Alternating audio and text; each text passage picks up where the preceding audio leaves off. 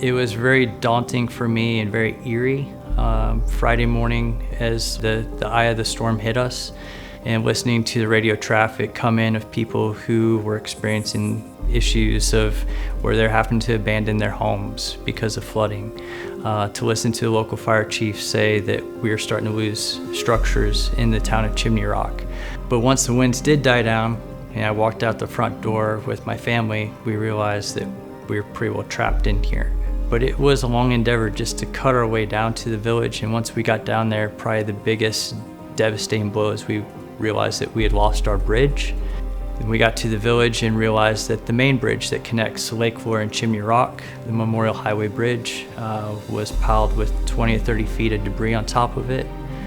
And then looking back towards the village to see the water still prevalent in the area, and to start to realize that structures were truly gone. But one of the first people I ran into down there was the local fire chief.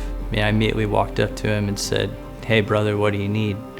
And we just kind of gave each other a hug, and I knew that meant it's time to go.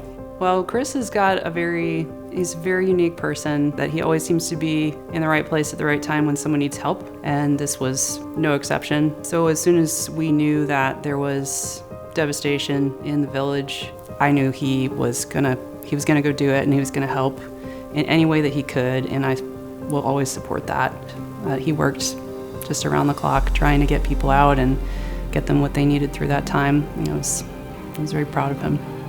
Chris was a knight in shining armor, I ain't gonna lie to you. We was up here, I was trying to cut our way to Lake Lure, but Chris had cut all around boys camp, checked on multiple people, then come up to us to see what he could do because he knew we was here. And he come in and knew I was dead tired, said, "Chief, you need to get some rest." And I was like, "Man, I can't, I've got to keep going." He's like, "I'm here for you." And something about his calm demeanor, his calm voice, and something about that I knew I could just say, "You've got this." I was able to let down for just a few hours, and he was non-stop. The Hickory Nut Gorge was very devastating. We had a lot of damage. It took days before I could even communicate with my staff. And then once we were able to communicate and come together as a group, that's when I found out what Chris had done for the community. In my eyes, he's a local hero.